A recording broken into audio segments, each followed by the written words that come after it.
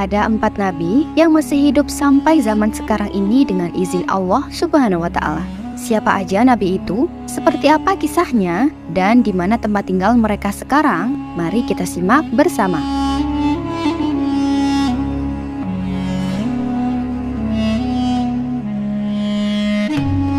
Pada video kali ini, kita akan membahas kisah dari 4 nabi yang penuh misteri dan sangat menarik untuk diulas.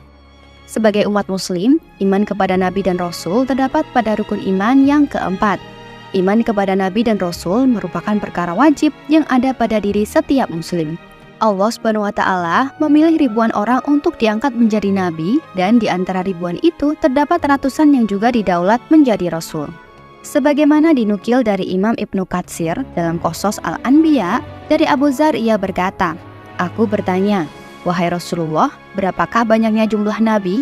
Beliau menjawab, 124.000. Lalu aku bertanya lagi, "Wahai Rasulullah, berapakah dari mereka jumlah rasul?" Beliau menjawab, "Banyak sekali, 313 rasul." Lalu aku bertanya lagi, "Wahai Rasulullah, siapakah dari mereka yang pertama kali diutus?" Beliau menjawab, "Adam." Lalu aku bertanya lagi, "Wahai Rasulullah, apakah beliau seorang nabi yang diutus?" Beliau menjawab, "Benar, ia diciptakan oleh Allah dengan tangannya, lalu ditiupkan kepadanya roh ciptaannya, dan terakhir ia ditegakkan secara sempurna." Hadis riwayat Ibnu Hibban dalam kitab sahihnya. Berdasarkan hadis tersebut, jumlah nabi ada 124.000, sedangkan jumlah rasul ada 313. Sementara itu, Ahmad Hawasi mengatakan dalam buku kajian Tauhid dalam Bingkai Aswaja, menurut riwayat Ibnu Hakim, jumlah rasul disebut ada 315, sedangkan jumlah nabi lebih banyak dari itu. Dari banyaknya nabi dan rasul yang ada, hanya 25 nama yang wajib diketahui oleh umat Islam. Di antara para nabi Allah Subhanahu wa Ta'ala, beberapa diyakini masih hidup hingga hari ini karena kematian mereka tertunda. Ketika berbicara tentang nabi dan rasul, kita pasti akan menganggap mereka sebagai utusan yang sudah meninggal karena mereka hidup ratusan tahun yang lalu. Namun, apakah kalian tahu bahwa ada 4 nabi yang masih hidup hingga sekarang? Menurut sebagian pendapat, ada 4 nabi yang diyakini masih hidup hingga kini. Satu di antaranya bukan dari kalangan 25 nabi dan rasul yang wajib kita imani. Mahmud Asy-Syafrawi mengatakan dalam buku Khidir alaihissalam Nabi Misterius, penguasa samudra yang berjalan secepat kilat, keempat nabi tersebut diperkirakan masih hidup sampai sekarang atas izin Allah Subhanahu wa Ta'ala. 4 nabi yang masih hidup hingga sekarang ini bukanlah penutup para nabi, melainkan hamba pilihan yang ditangguhkan umurnya dengan kehendak Allah Subhanahu wa Ta'ala. Ada banyak alasan mengapa para nabi ini masih hidup sampai sekarang. Ada yang ingin terus memuliakan Allah, ada pula yang kematiannya ditunda karena memiliki misi di akhir zaman. Nah, berikut ini adalah nama-nama para nabi yang diperkirakan masih hidup hingga saat ini. Siapa aja sih 4 nabi tersebut? Seperti apa kisah kehidupannya? Dan di mana tempat tinggal mereka sekarang? Yuk kita cari tahu bersama-sama. Nabi Khidir. Nabi Khidir merupakan nabi yang keberadaannya masih menjadi misteri. Sebenarnya, Nabi Khidir merupakan suatu gelar.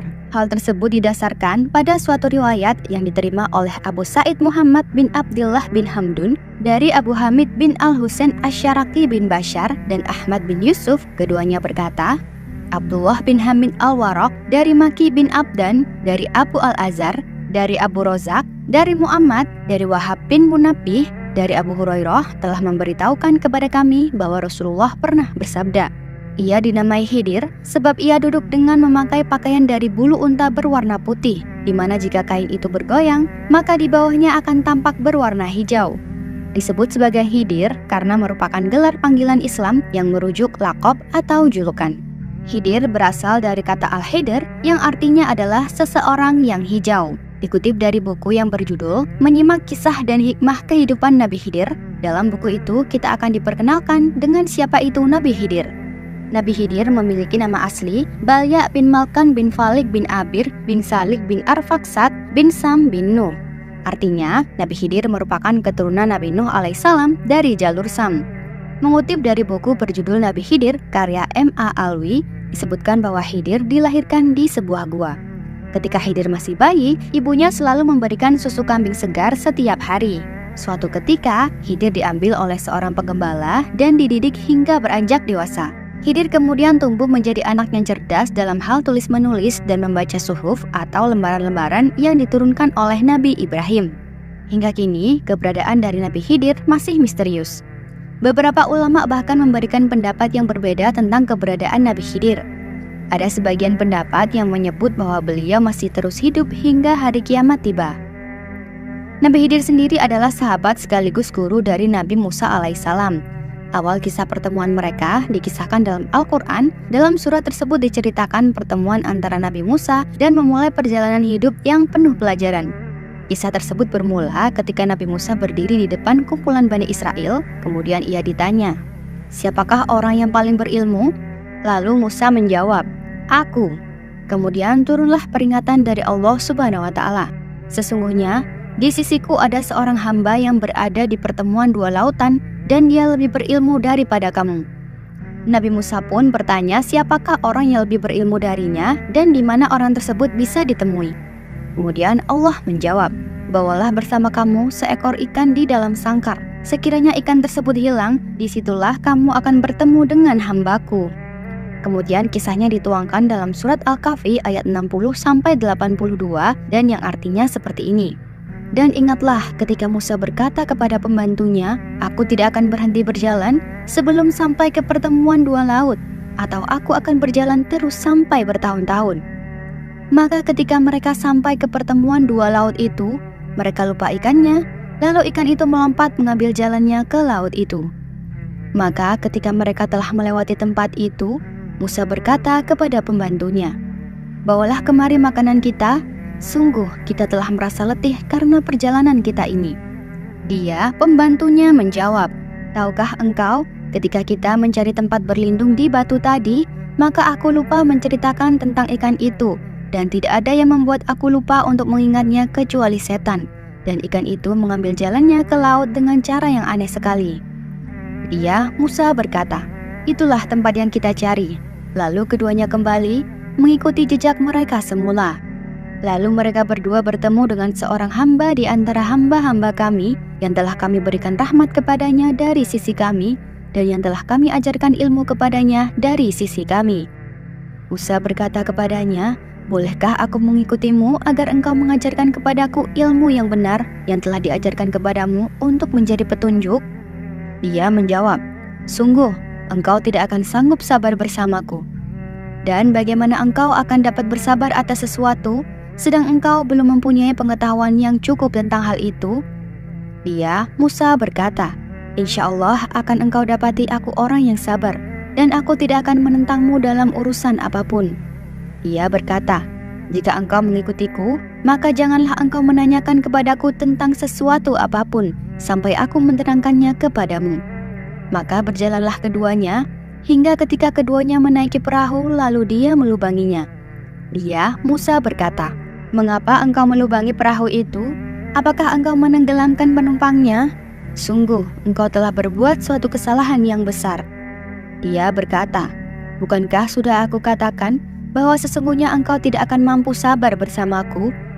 Dia, Musa, berkata, 'Janganlah engkau menghukum aku karena kelupaanku, dan janganlah engkau membebani aku dengan suatu kesulitan dalam urusanku.' Maka berjalanlah keduanya, hingga ketika keduanya berjumpa dengan seorang anak muda, maka dia membunuhnya. Dia, Musa, berkata, 'Mengapa engkau bunuh jiwa yang bersih, bukan karena dia membunuh orang lain? Sungguh, engkau telah melakukan sesuatu yang sangat mungkar.' Dia berkata, 'Bukankah sudah kukatakan kepadamu bahwa engkau tidak akan mampu sabar bersamaku?' Dia, Musa, berkata, 'Jika aku bertanya kepadamu tentang sesuatu setelah ini, maka jangan lagi engkau memperbolehkan aku menyertaimu. Sesungguhnya engkau sudah cukup bersabar menerima alasan dariku.'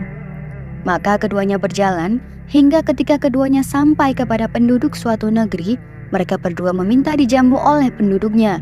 Tetapi mereka, penduduk negeri itu, tidak mau menjamu mereka. Kemudian keduanya mendapatkan dinding rumah yang hampir roboh di negeri itu. Lalu dia menegakkannya. Dia, Musa, berkata, 'Jika engkau mau, niscaya engkau dapat meminta imbalan untuk itu.' Dia berkata, 'Inilah perpisahan antara aku dengan engkau. Aku akan memberikan penjelasan kepadamu atas perbuatan yang engkau tidak mampu sabar terhadapnya.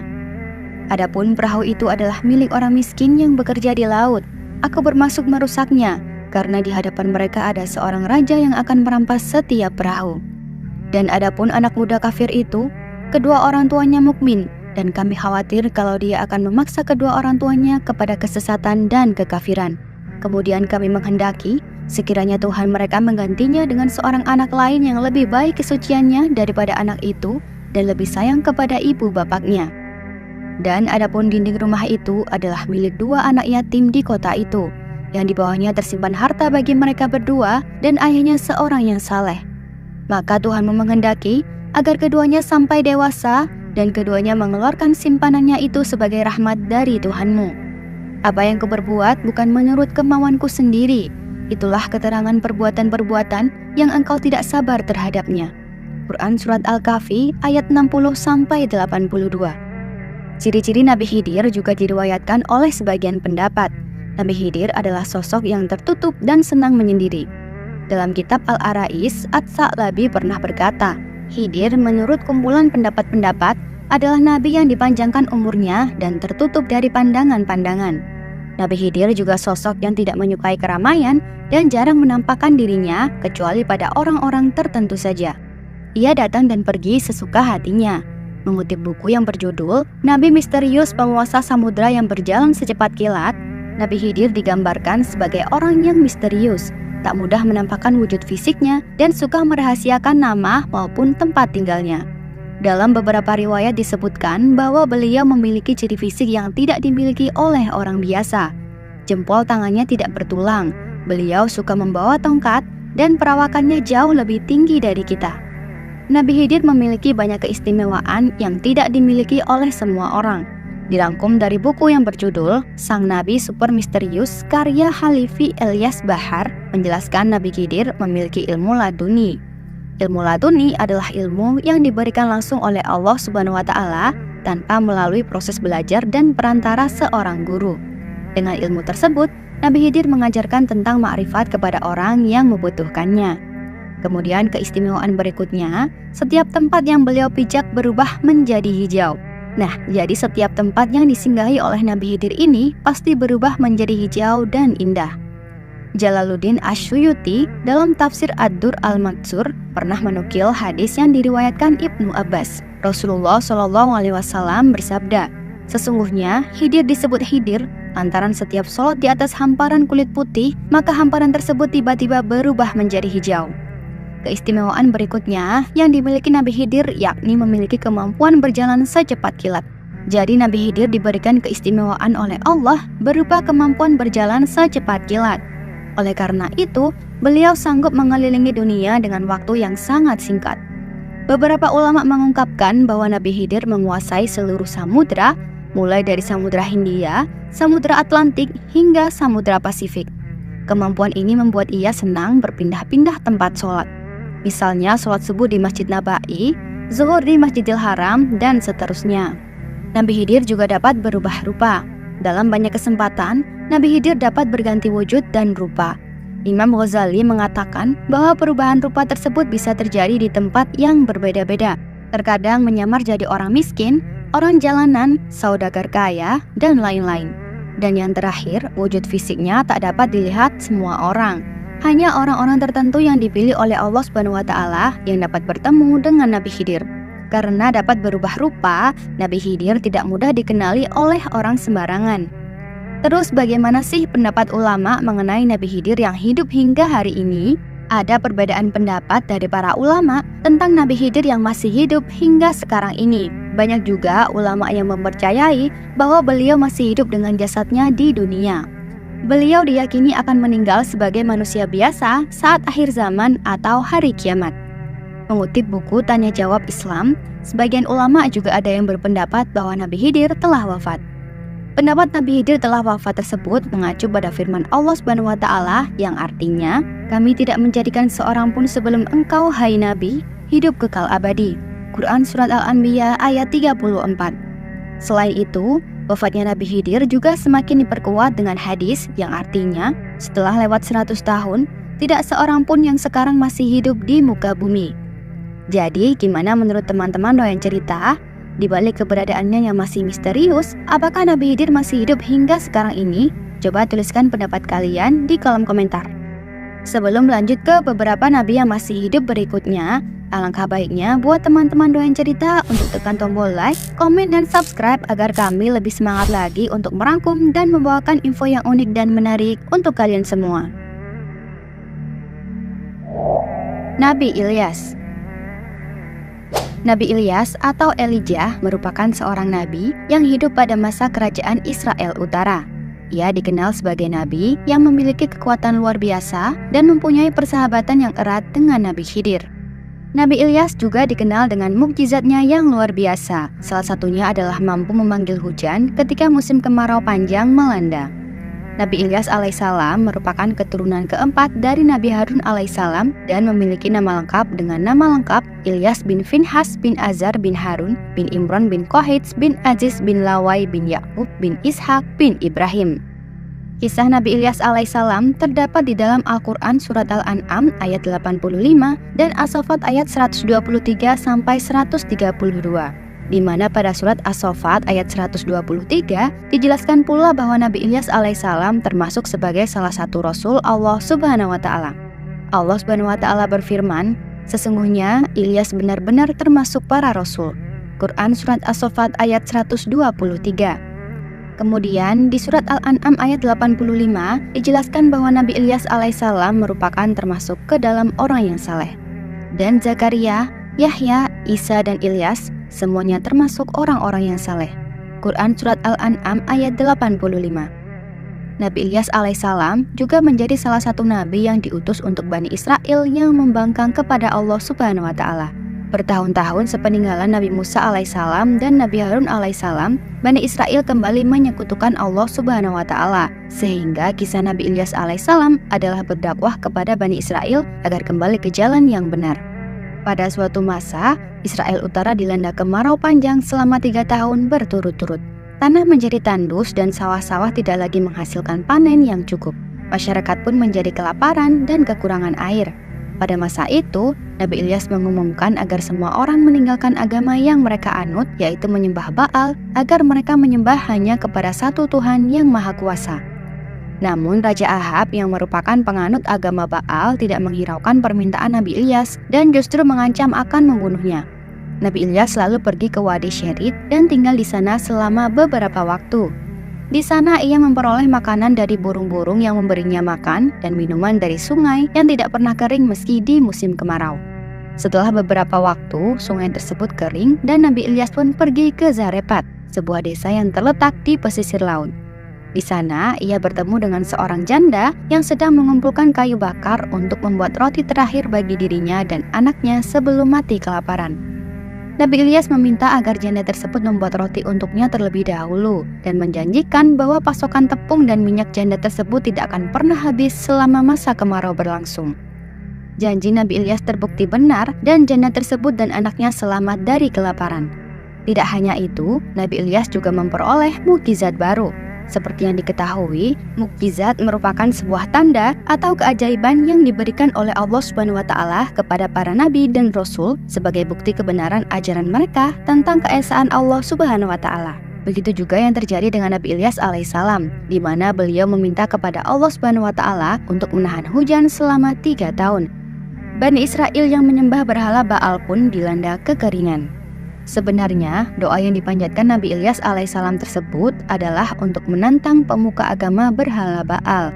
Nabi Ilyas alaihissalam berkata bahwa mereka boleh mengadakan persembahan dan melakukan ritual kepada Baal untuk meminta hujan dan melihat apakah hujan akan turun atau tidak.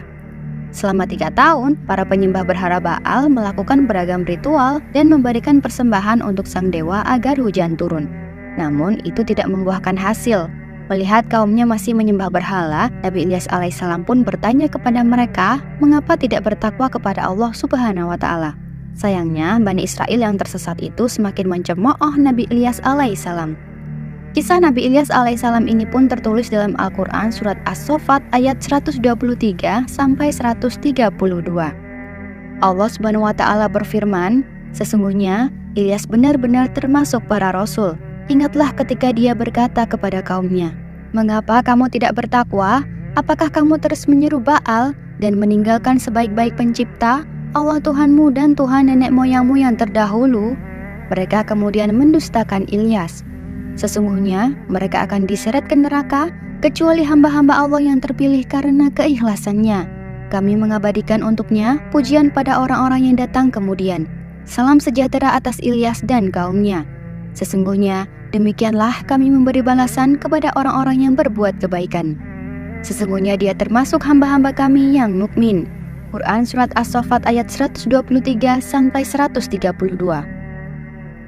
Nabi Ilyas alaihissalam kemudian berdoa agar hujan turun, dan di saat itu pula Allah Subhanahu wa Ta'ala mengabulkan doa utusannya tersebut. Hal ini disaksikan oleh para kaumnya. Ada yang terkejut dan langsung menyatakan keimanannya, ada pula yang membantah dan bahkan mengejar Nabi Ilyas alaihissalam untuk ditangkap karena disebut menyebarkan ajaran ilmu sihir yang sesat. Nabi Ilyas alaihissalam kemudian menjadi buronan para kaum penyembah berhala. Dalam pelariannya, Nabi Ilyas alaihissalam bersembunyi di sebuah gua. Allah Subhanahu wa Ta'ala tidak membuat utusannya kelaparan.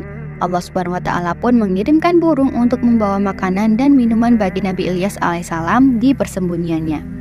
Ketika para penyembah berhala mengetahui tempat persembunyiannya serta ingin menangkap dan membunuh Nabi Ilyas alaihissalam, Allah Subhanahu wa Ta'ala mendatangkan azab berupa gempa bumi yang dahsyat yang membuat Bani Israel yang ingkar kepadanya seketika itu meninggal dunia. Terus apakah benar Nabi Ilyas masih hidup hingga sekarang? Dari beberapa keterangan, Nabi Ilyas alaihissalam dipercaya masih hidup hingga sekarang. Setelah azab yang didatangkan Allah Subhanahu wa Ta'ala kepada kaumnya yang tidak beriman, Nabi Ilyas alaihissalam tetap berdakwah untuk terus menebarkan ajaran tauhid. Nabi Ilyas alaihissalam juga memiliki seorang murid yang setia, yakni bernama Ilyasa, yang juga akan menjadi salah satu nabi yang diimani oleh umat muslim. Kisah Nabi Ilyas alaihissalam yang dipercaya masih hidup ini diriwayatkan ketika ajalnya tiba. Nabi Ilyasa alaihissalam meneruskan perjalanan dakwah Nabi Ilyas alaihissalam. Namun Nabi Ilyas alaihissalam justru bersedih dan menolak malaikat Israel untuk mencabut nyawanya. Malaikat Israel kemudian bertanya alasan Nabi Ilyas alaihissalam tidak mau diambil nyawanya. Nabi Ilyas alaihissalam mengatakan bahwa dirinya merasa malu karena belum banyak berzikir untuk Allah Subhanahu wa Ta'ala. Nabi Ilyas alaihissalam bahkan meminta agar nyawanya diambil saat hari akhir tiba karena Nabi Ilyas alaihissalam khawatir tidak ada yang berzikir untuk Allah Subhanahu wa Ta'ala sampai akhir zaman. Mendengar hal itu, Allah Subhanahu wa Ta'ala pun mengabulkan permintaan Nabi Ilyas alaihissalam, yakni menangguhkan kematiannya. Namun riwayat lain menyebutkan bahwa Nabi Ilyas alaihissalam tidak berada di bumi, melainkan diangkat ke langit. Wallahu a'lam bishawab. Begitulah kisah Nabi Ilyas alaihissalam yang disebutkan masih hidup hingga hari ini untuk berzikir kepada Allah Subhanahu wa Ta'ala. Bagaimana menurut teman-teman doyan cerita? Coba berikan pendapat kalian di kolom komentar. Nabi Isa. Nabi Isa alaihissalam merupakan satu dari 5 nabi dan rasul yang berpredikat ulul azmi atau nabi yang diberikan keistimewaan dengan keteguhan hati yang luar biasa dalam mengemban risalah Allah karena kebebalan umatnya. Nabi Isa alaihissalam juga diberikan mukjizat luar biasa, yakni bisa menghidupkan orang mati dengan izin Allah, bisa menyembuhkan orang buta, dan mampu berbicara saat masih bayi. Namun bukti-bukti kenabian dan hujah kuat berupa kitab Injil yang diberikan Allah kepada Nabi Isa alaihissalam belum menyadarkan kaum Bani Israel. Mereka tetap mendustakannya dan terus mengganggu dakwah Nabi Isa hingga mengusirnya dari tempat kelahirannya. Puncaknya, orang-orang Yahudi melakukan makar dengan merencanakan untuk membunuh Nabi Isa alaihissalam.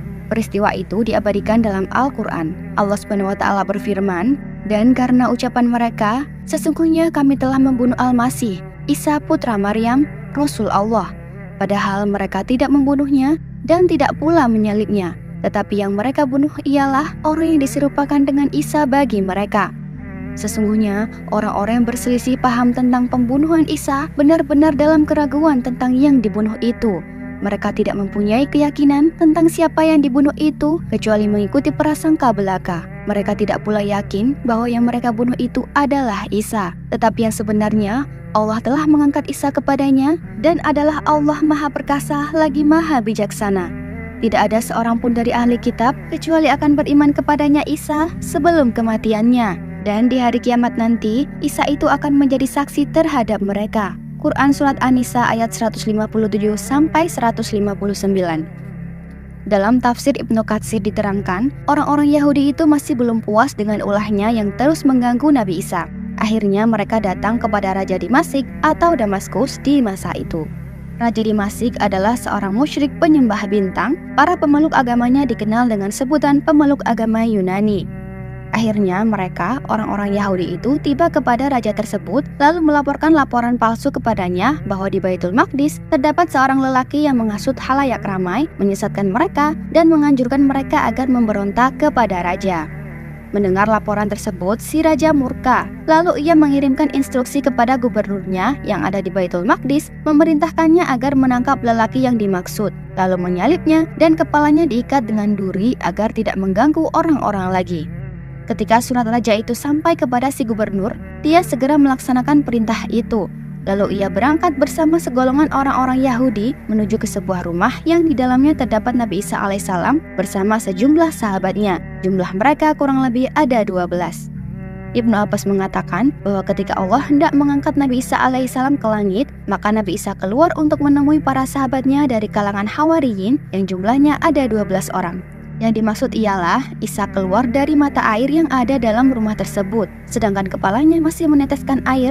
Lalu ia berkata, "Sesungguhnya di antara kalian ada orang yang kafir kepadaku sebanyak 12 kali sesudah ia beriman kepadaku." Ibnu Abbas melanjutkan kisahnya bahwa Isa berkata pula, "Siapakah di antara kalian yang mau dijadikan sebagai orang yang serupa denganku, lalu ia akan dibunuh sebagai gantiku, maka kelak dia akan bersamaku dalam satu tingkatan di surga nanti." Tiba-tiba, seorang yang paling muda usianya di antara yang mereka segera berdiri. Ia adalah Yudas Iskariot. Lalu ia berkata, "Aku bersedia." Tetapi Nabi Isa memandang pemuda itu masih terlalu hijau untuk melakukannya. Maka ia mengulangi permintaannya sebanyak 2 kali atau 3 kali. Tetapi setiap kali ia mengulangi perkataannya, tiada seorang pun yang berani maju kecuali pemuda itu. Akhirnya Nabi Isa berkata, "Kalau memang demikian, jadilah kamu seperti diriku." Maka Allah menjadikannya mirip seperti Nabi Isa alaihissalam hingga seakan-akan dia memang Nabi Isa sendiri. Lalu terbukalah salah satu bagian dari atap rumah itu dan Nabi Isa tertimpa rasa kantuk yang sangat hingga tertidur. Lalu ia diangkat ke langit dalam keadaan demikian. Seperti yang tertuang dalam Al-Quran, Allah SWT berfirman, "Ingatlah ketika Allah berfirman, 'Hai Isa, sesungguhnya aku akan menidurkanmu dan mengangkatmu kepadaku.'" Quran Surat Ali Imran ayat 155. Ibnu Abbas melanjutkan kisahnya bahwa setelah pengangkatan Nabi Isa ke langit, para sahabat Nabi Isa pun keluar rumah. Orang-orang Yahudi yang memburunya datang dan langsung menangkap orang yang serupa dengan Isa itu. Lalu mereka membunuh dan menyalibnya. Maka sebagian dari mereka kafir kepada Isa sebanyak 12 kali sesudah ia beriman kepadanya, dan mereka terpecah belah menjadi 3 golongan. Suatu golongan dari mereka mengatakan, "Dahulu Allah berada di antara kita, kemudian naik ke langit." Mereka yang berkeyakinan demikian adalah golongan Yakubiyah. Segolongan lainnya mengatakan, "Dahulu anak Allah ada bersama kami selama yang dikehendakinya, kemudian Allah mengangkatnya kepadanya." Mereka yang berkeyakinan demikian dari golongan Nastudiyah.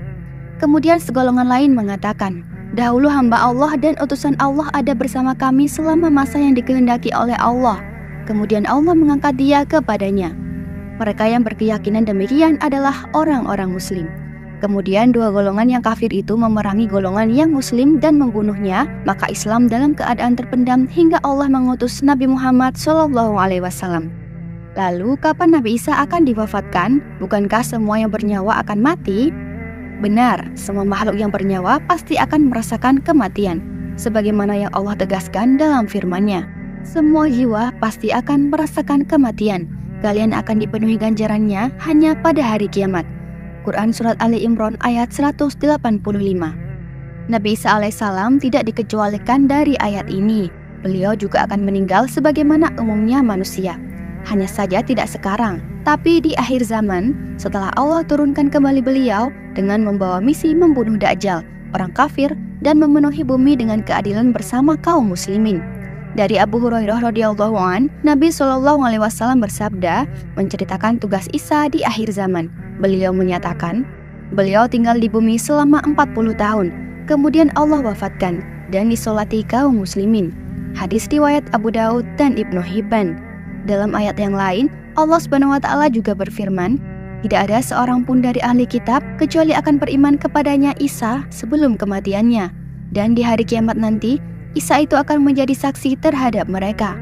Quran Surat An-Nisa ayat 159. Al-Hasan mengatakan, makna yang dimaksud ialah sebelum kematian Isa. Sesungguhnya Allah telah mengangkat Isa kepadanya dan kelak dia akan menurunkannya sebelum hari kiamat untuk menempati suatu kedudukan di mana semua orang yang bertakwa dan semua orang yang durhaka beriman kepadanya. Ibnu Zaid mengatakan bahwa ketika Isa bin Maryam turun lagi ke bumi, ia akan membunuh Dajjal, lalu tidak akan tersisa lagi seorang pun Yahudi kecuali akan beriman kepadanya. Nabi Idris. Nabi Idris alaihissalam adalah salah satu nabi dan rasul yang memiliki mukjizat atau kejadian luar biasa. Salah satunya, Nabi Idris alaihissalam menjadi satu-satunya nabi yang diangkat ke langit keempat untuk melihat indahnya surga. Nabi Idris juga disebutkan secara jelas di dalam Al-Quran, tepatnya di surat Maryam ayat 56. Allah SWT berfirman, dan ceritakanlah, hai Muhammad, kepada mereka kisah Idris yang tersebut di dalam Al-Quran. Sesungguhnya ia adalah seorang yang sangat membenarkan dan seorang nabi, dan kami telah mengangkatnya ke tempat yang tinggi. Quran Surat Maryam ayat 56-57. Nabi Idris juga termaktub jelas dalam Surat Al-Anbiya ayat 85. Allah SWT berfirman, dan ingatlah kisah Ismail, Idris, dan Zulkifli. Mereka semua termasuk orang-orang yang sabar. Quran Surat Al-Anbiya ayat 85. Disebutkan bahwa Nabi Idris dilahirkan ke dunia di masa Nabi Adam masih hidup.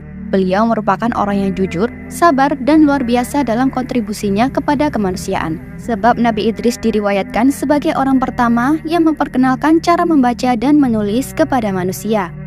Nabi Idris adalah buyut Nabi Ibrahim atau ayah dari kakek Nabi Nuh. Nabi Idris dulunya adalah Nuh. Nabi Idris sendiri berasal dari kata darasa yang artinya belajar. Beliau hidup dan tumbuh sesuai namanya. Nabi Idris dikenal sebagai sosok yang senang belajar dan ahli mengkaji fenomena alam, terutama ilmu falak atau perbintangan dan matematika. Karena pengetahuan ini, Nabi Idris kerap menjadi rujukan terhadap suatu permasalahan. Beliau juga disebut merupakan orang pertama yang memanfaatkan ilmu perbintangan tersebut sebagai petunjuk arah, penentu waktu untuk bercocok tanam, hingga memperkirakan kondisi cuaca yang akan datang. Nabi Idris diutus di kawasan Babilonia, Irak kuno. Namun karena penduduknya tidak mau beriman, Nabi Idris dan beberapa pengikutnya pun hijrah ke Mesir. Dalam tafsir Jalalain disebutkan, Nabi Idris tak henti bertasbih tiap melakukan perbuatan baik, mulai menjahit maupun menulis. Nabi Idris juga merupakan orang pertama yang bisa menulis. Hal itu termaktub dalam surat Al-Alaq ayat 4-5. Allah SWT berfirman, "Dia mengajar manusia menulis dengan kalam. Dia mengajarkan kepada manusia atau jenis manusia apa yang tidak diketahuinya." Quran Surat Al-Alaq ayat 4-5. Dari ayat yang kita sebutkan tadi, orang pertama yang menulis dengan memakai kalam atau pena ialah Nabi Idris alaihissalam. Sebelum Allah mengajarkan kepadanya hidayah, menulis, dan berkreasi, serta hal-hal lainnya. Selama 345 tahun Nabi Idris hidup, beliau diperintahkan oleh Allah SWT untuk berdakwah, mengajarkan ketauhidan di wilayah Irak dan Mesir kuno. Nabi Idris sendiri memperoleh wahyu pertama kali yang disampaikan oleh malaikat Jibril pada usia 82 tahun. Namun ada pula yang mengatakan beliau menerima kenabian pada usia 40 tahun. Dalam kehidupan sehari-hari, Nabi Idris dikenal sebagai orang yang gemar beribadah kepada Allah. Dia juga selalu melakukan perbuatan baik seperti belajar dan menulis. Keterampilan-keterampilan itu pelan-pelan ia ajarkan kepada kaumnya. Menurut hadis dari Abu Dar, Nabi Idris juga merupakan nabi yang diberi mukjizat menjadi orang yang pertama yang melakukan aktivitas menjahit pakaian. Sebelumnya, manusia pada zaman dahulu hanya menutup bagian-bagian tubuh mereka dengan dedaunan atau kulit hewan dengan seadanya saja. Kemudian Nabi Idris menjahit sebuah pakaian dan jadilah baju yang layak dipakai oleh manusia. Nabi Idris juga kerap membagikan baju-baju layak pakai hasil jahitannya kepada orang-orang yang tak punya. Nabi Idris diriwayatkan tak henti beribadah siang dan malam sampai orang lain kesulitan untuk menggambarkan giatnya ibadah Nabi Idris. Bahkan malaikat maut Israel pun rindu ingin bertemu dengan Nabi Idris. Dikisahkan malaikat maut meminta izin kepada Allah untuk mengunjungi Nabi Idris. Maka malaikat maut pun menemui Nabi Idris dalam bentuk manusia. Nabi Idris alaihissalam terbiasa melakukan puasa dahar.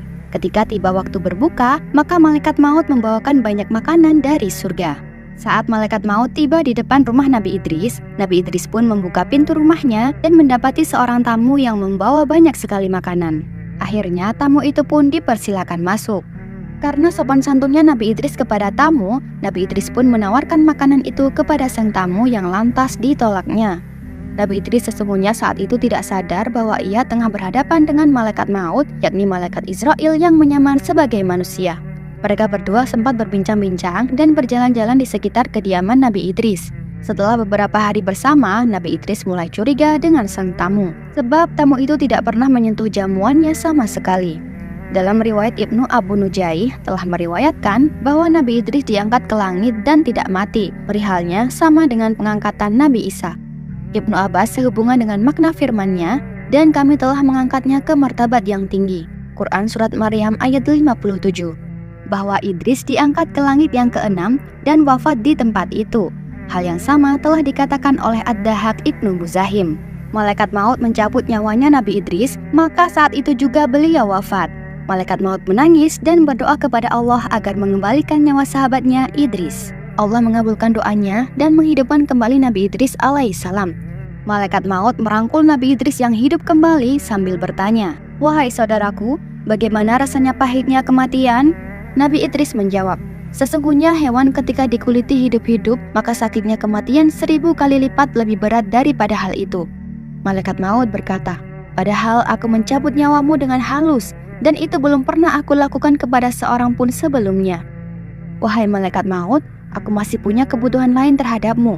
Aku ingin melihat neraka jahanam, dan aku akan beribadah kepada Allah Ta'ala setelah melihat tali kekang dan hiruk-pikuk jahanam, kata Nabi Idris. Malaikat maut menjawab, "Bagaimana bisa aku pergi ke neraka jahanam tanpa adanya perintah dari Allah Ta'ala?"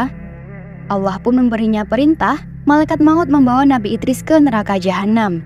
Di sana beliau melihat semua hal yang Allah ciptakan untuk musuh-musuhnya, mulai dari rantai, belenggu, tali kekang, ular, kalajengking, api, ter, zakum, dan air panas. Kemudian keduanya kembali. "Wahai malaikat maut, aku punya kebutuhan lagi terhadapmu. Aku ingin engkau membawaku ke surga. Aku ingin melihat apa yang Allah ciptakan untuk para kekasihnya, dan aku akan menambah lagi ibadahku," kata Nabi Idris lagi.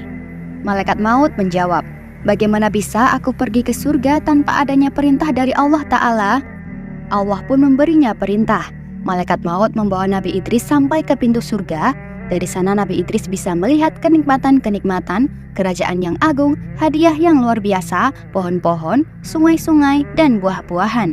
Nabi Idris berkata, "Wahai saudaraku malaikat maut, aku telah merasakan pahitnya kematian, telah melihat hiruk-pikuk neraka jahanam. Apakah engkau mau memohon kepada Allah agar mengizinkanku masuk ke dalam surga dan meminum airnya agar hilang pahitnya kematian?" Malaikat maut meminta izin kepada Allah, dan Allah pun mengizinkan Nabi Idris untuk masuk ke dalam surga dan kemudian keluar lagi.